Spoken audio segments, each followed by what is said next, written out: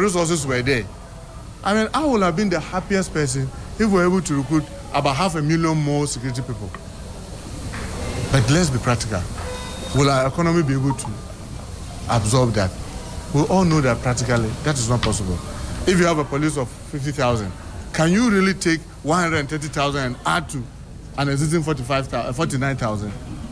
So this is where we found ourselves, and I want to plead with the rank and file of our youth to appreciate that. That's why we introduce a number of other measures that we are hoping into the future may even help us as a way of screening.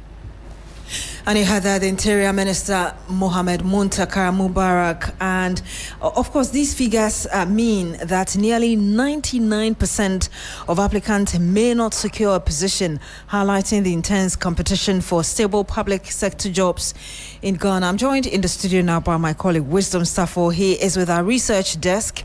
And Wisdom, if you first of all can paint a picture for us really about how serious unemployment situation is and why we seem to be having challenge with the current recruitment. You know, Beatrice, for you to understand this, you have to understand the whole architecture when it comes to Ghana's labor force. You have about 15.43 labor force, and out of these, about 2 million people are unemployed. That means that our unemployment rate stands at 13.0%. And if you look at these 15.43 million, about 21.5% are NEET, meaning they are not in employment, education, or training, and they fall within the ages of 15 to 24. That's the category of people who are applying for this service job. And I have to put some ages of between 15 to 24. And that is the bracket that yes. actually had one of the highest unemployment exactly. rate in 2024. Between is it 34 and 21.5%? That stands. Those who are the NEET, that they are not in employment, not education or training, and they're also unemployed. Now, if you want to break this down, well, I have to put some caveat here. We are talking about these agencies. This is for interior. So interior is not, we don't include the armed forces. The armed forces fall under the defense ministry. So we are talking about police, immigration, fire service, and the prisons. Okay. Now, the figure that you mentioned, the 99%, about 500,000 applicants, and they are all competing for 5,000 slots. Meaning that if you take 100 people, only one person will be selected out of this pool. And it is very concerning. But if you break it down to the various agencies, Ghana Police is the most accessible path. It's the most accessible. And if I tell you the acceptance rate is 2.3%. It means that one position for every 43 applicants. They have 130,000 applying for 3,000 slots. And they are the most accessible path. And look at their acceptance rate, 2.3%, which means that only one position for every 43 applicants. Then if you move on to the immigration service, in fact, this year, the immigration service was the most applied service. About 180,000 people apply for the immigration service for only 1,000 slots. And if you look at the acceptance rates, Beatrice, 0.55%, which means that one position for every 200 applicants. And if you listen to the Interior Minister at that press conference yesterday, he painted a picture that all the services didn't have as much. You know, we had 20,000, 17,000, 18,000, even one of them 14,000. I think it was the fire service or the prisons. The fire service. Yes. The fire service actually had they are most understaffed. Exactly, which means that they need the people. They need the people. But you don't have the funds to put them on the wage bill. You know, when as part of the IMF conditionalities, right, we are supposed to cut spending. So we can't be keep on recruiting people onto this security service. And take note, for the past 4 years, we have not done any major recruitment. So there's a backlog. Even this recruitment is for the 2025 year, not this current year, right? Yes. So it means that we have backlogs for over 4 years that we have to put, and about 500,000 people applying, and it paints a picture of how dire the situation is. The minister has been criticized for the comment he made, but again, he talks about the and just to put it on record, in case you didn't have the opportunity to listen to the minister yesterday, more than 500,000 people applied, but after going through the scrutiny, about 105,000 people remained who are expected to go through medicals. Again, out of the 105, only 5,000. It boils down to still the number of 5,000. So for that figure, the 500,000 that actually went, There were people who had to be disqualified because of documentation, because of their height and their physical outlook. But when that number was sieved, we had around 400,000 people that were already qualified, leaving 400,000 people to take the aptitude test. So maybe after aptitude test, we are having around the 105,000. 105,000 yes. to go through the screening, which is the medicals. I will come back to you, Wisdom, just to get your final thoughts, really, based on what people are saying regarding even the proposal of the minister that these 100,000 left, they are keeping their data, and then the next one, because this is supposed to be the first phase of this recruitment exercise. I would come back to you very briefly to get your thoughts on what people are saying, really, on this very proposal from the minister. But we're joined on the phone by Mr. Emmanuel Kuting. He's a security analyst. Good afternoon to you, sir. Thank you so much for joining us. Thank you for having me, Beatrice. You must be alarmed as well as a security expert to hear that we were trying to deal with the unemployment situation, and yet we seem to have gone back to square one because we could only pick just 5,000. How do you interpret what's going on? In fact, being alarmed is an understatement. In fact, if you look at what we are currently graph country, youth unemployment remains one of the most single national security challenges a country will face. And your reporter mentioned about the backlog. Mr. Kutin, I'm sorry, we're losing you because your line is so clear. We'll be grateful if you would reposition yourself. Whilst you try to do that, I want us to listen to the national chairman of the governing NDC, Johnson Asiedun Ketia, saying the party's leadership is engaging the Ministry of the Interior to help resolve challenges surrounding the recruitment into the country's security services. Please hold on for us whilst you try to reposition yourself. Let's hear Asiedun Ketia.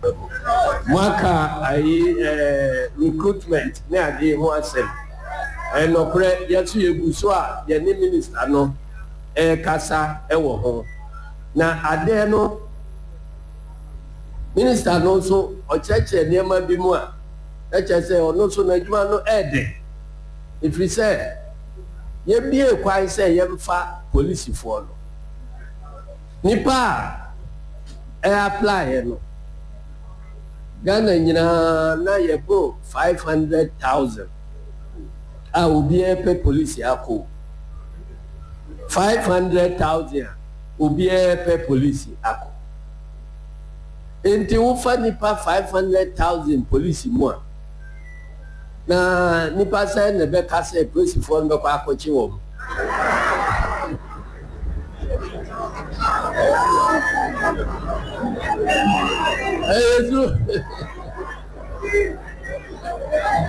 Nipa say akochi wo nyina ya fa wo police no say afa e bo na akochi wo 500,000 Anna minister no so here ne nkontamu no na nipa sika ho de wo ho a yebetimi afa wo mo apia wo mo ka ni anya stations ya ma wo mo akoya adwuma no 5,000 pe. And you heard the national chairman of the governing NDC, Johnson Asiedun Ketia, of course, interpreting or telling the grassroots members what the situation is, saying that the numbers are large, but the government, because of the current economic conditions, can only take about 5,000 out of the 500,000 individuals who applied for various positions within the various security agencies. Mr. Kutin, you're still on the line with us. Hopefully the line is clearer this time around. Please continue with your submission earlier. In fact, Beatrice, thank you for having me once again. In fact, what the chairman of the National Democratic Congress, Honorable Asiedun Ketia, says is not funny at all.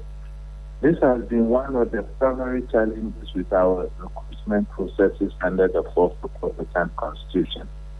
And you see, we have weaponized the system and politicized it. You see, we have to go back and speak to their base because certain promises were made to them that we will recruit them in security services. As a country, we are failed in our job creation opportunities. That is where we are today. Because if government was intentional and it is tried knowledge that government cannot even employ 30% of what we produce.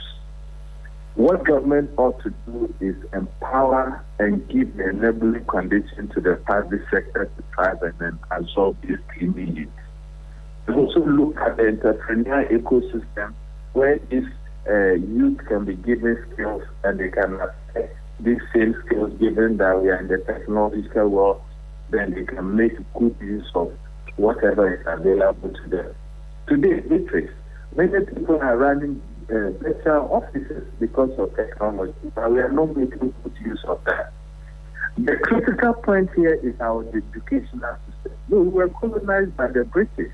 Did they run the kind of educational system we are running?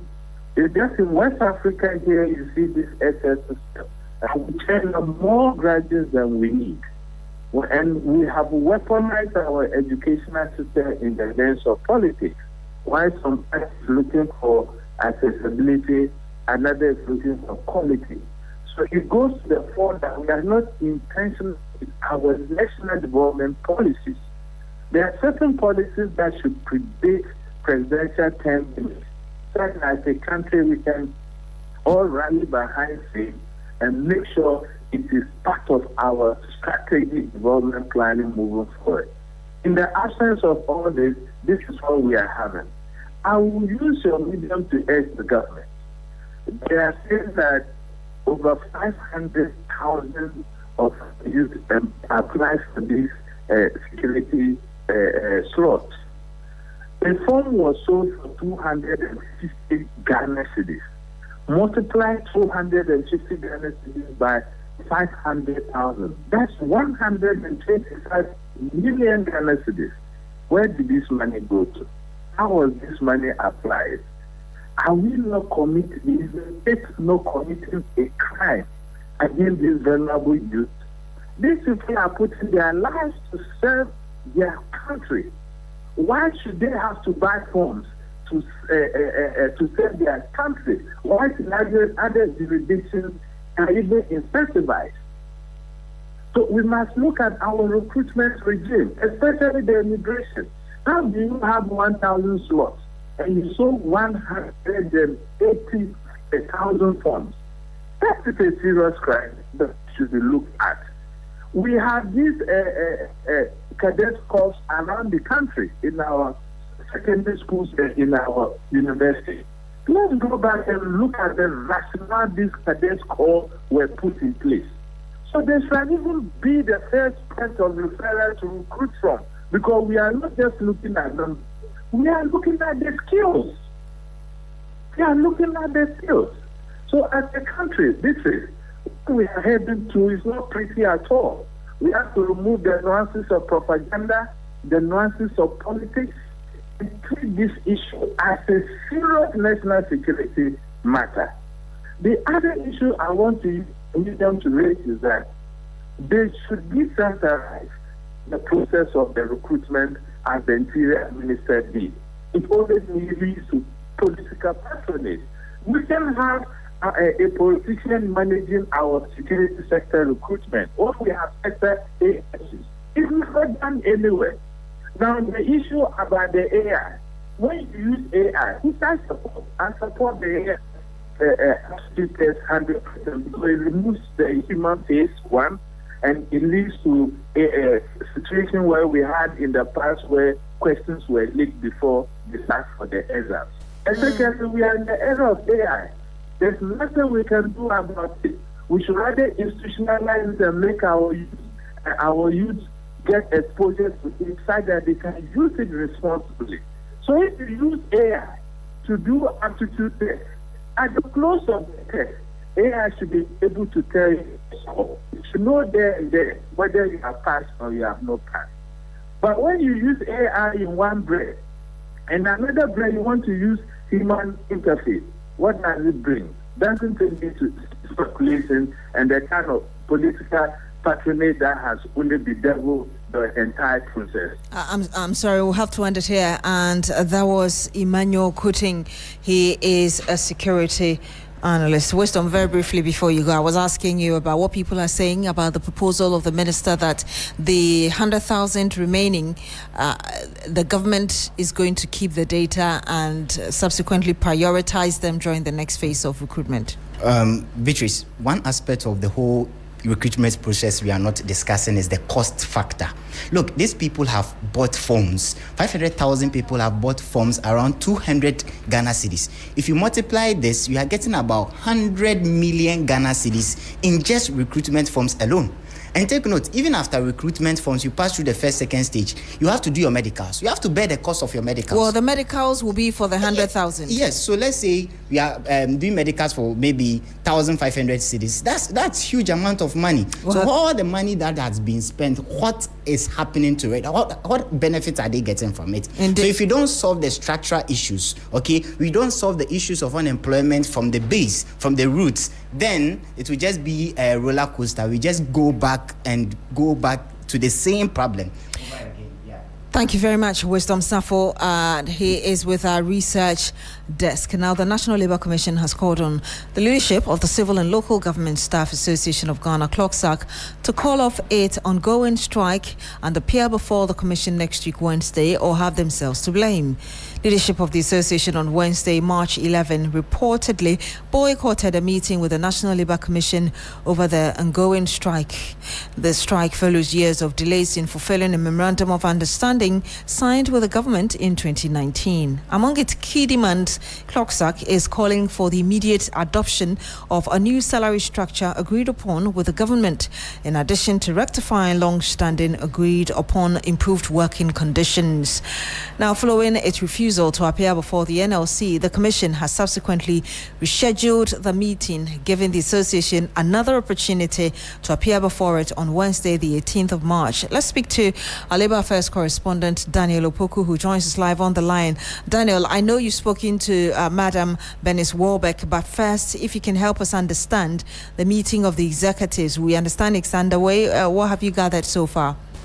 Right, so currently the National Executive Council and the other leadership of CLOGSAG are in the meeting, trying to deliberate on whether to call out the strike or to still proceed with the strike. But what I've been able to pick is that there's a possibility that CLOGSAG will proceed with the strike and also escalate the strike to nationwide demonstrations. That's what they are deciding to do as I speak to you. So the entire region is here.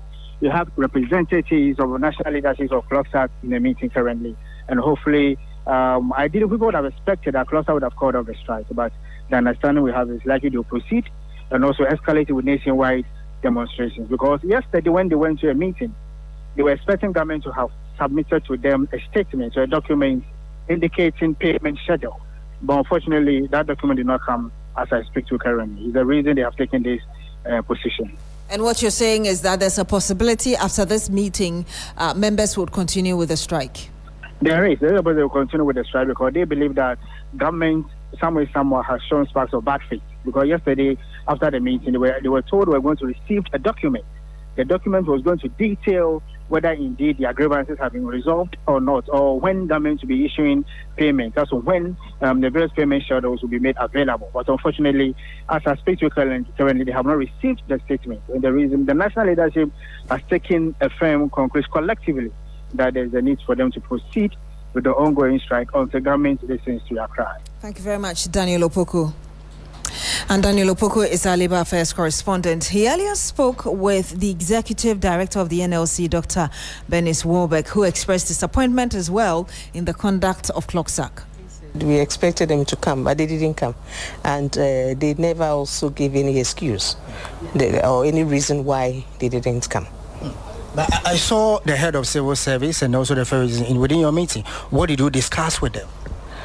Right, so the head of civil service represented the employer, that is government, and he was accompanied by officials of the Fair Wages and Salaries Commission. You know that in the first letter that we wrote to them, we asked them to appear. First to rescind the decision, that was on the 5th of March, and to appear.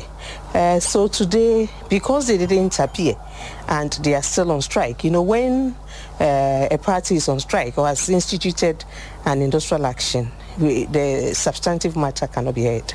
The first one said it constituted an illegality if they embark on it. Now the declaration has been made, which is a kind of ruling that the action that they've taken is illegal. And so we are moving step by step. So you'll give them a second chance to appear before you somewhere else? Yes, so they've been asked to call it off immediately and appear next week, Wednesday. In case government is able to finalize their issues with them and conclusions are reached, will it be necessary to appear before the commission? Once you've been summoned, you have to come. And if you have resolved, then you come and announce it. So you can't say that you are staying out. So you have to come and say that, yes, we have resolved it, and that is it. Them not appearing before you, would you describe that as matter of bad faith? Well, the commission has been established by law to deal with these matters. And so you are under obligation once you are invited to come, and you have to appear. But then they decided not to come without any reason. And you heard there Dr. Beatrice Adu. She's the Executive Director of the National Labour Commission, the NLC. Let's stay on the labour front because the leadership of the Pre-Tertiary Teachers Association of Ghana has expressed strong dissatisfaction with a directive from the Ghana Education Service instructing teachers who have gone without salaries for 14 months not to stage a picket at the services offices. Now, the association says the directive is unfair and insensitive to the plight of the affected teachers. The leadership says it will now intensify its efforts to demand the immediate payment of the outstanding salaries from government. The association has also rejected the government's explanation that the affected teachers were not granted financial clearance, describing the justification as unacceptable. The president of the association, King Ali Adu, made these remarks whilst addressing a news conference right here in Accra. I don't say it should be disregarded. I mean, we are employees of GES. And those teachers, though GES have not paid them, are still employees of GES. So GES is saying that they should stay in the classroom. They shouldn't come out to do those picketing and all that. Well understood. They are our members. We have asked them to stay in the classroom. We have decided that the union shouldn't come in because when the union comes in, it is going to be on a larger national scale. But now GES is saying that they should stay in the classroom. We have asked them to stay in the classroom. The unions are now going to take it from his bed and issue the fiat that henceforth, when teachers are recruited and their arrears accumulate, they should be paid only 3 months. That fiat that Honorable Setepe issued made teachers to accumulate huge arrears. At the end of the day, somewhere in March 2016, the unions agitated, and the then Minister for Employment, Honorable Haruna Idrisu, through the Fair Wages and Salaries Commission, established what they call validation under the Fair Wages and Salaries Commission to validate those teachers before their arrears are paid to them. At the end of the day, a new government came in 2017 when far majority of the arrears have not been paid. The new government christened the arrears legacy arrears. As we speak, there are thousands of teachers that Setepe's fiat affected, and as we speak, their legacy arrears have not been paid. And you heard that King Ali Adu, he is the president of the association currently protesting, Pre-Tertiary Teachers Association of Ghana. We move to the Ashanti region now, where we understand that about 13.3% of the population is living with kidney disease, and that's coming from the Ghana Kidney Association. Even more worrying is that many people are living with the condition without knowing their status, increasing the risk of severe complications. This comes as the world marks World Kidney Day today, the 12th of March. My colleague William Evansinkum has been following this development. He joins us live on the line. William, what do the numbers look like? Well, Beatrice, so we are talking about 13% of the population, and currently we are approximately 35 million.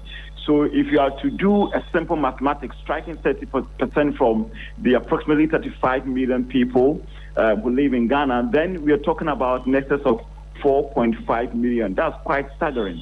So that is the situation. But the nephrology unit of the Comparative Teaching Hospital we'll further break it down to ratio. And here we are talking about 7 out of every 10 people we see on the street having the kidney complications. Beatrice. That's quite serious. And the age groups? Well, so the age group, it doesn't really matter at what age one can contract the disease. What is even worse is the fact that a lot of people are oblivious to the fact that they currently do not even know their status. But the head of the nephrology unit of the Company Teaching Hospital, Professor Peter Autry, has been giving us some level of explanation. I'm sorry, we don't have that, but what more can you tell us before we wrap up? Well, so what she mentioned, or revealed, was the fact that there are lots of people who are getting the complication, especially those who resort to personal medication instead of consulting a physician in that order. And those are people who risk getting the kidney disease. And we'll bring you that sound later. Thank you very much, William Evans Inkom. He is my colleague in the Shanti region.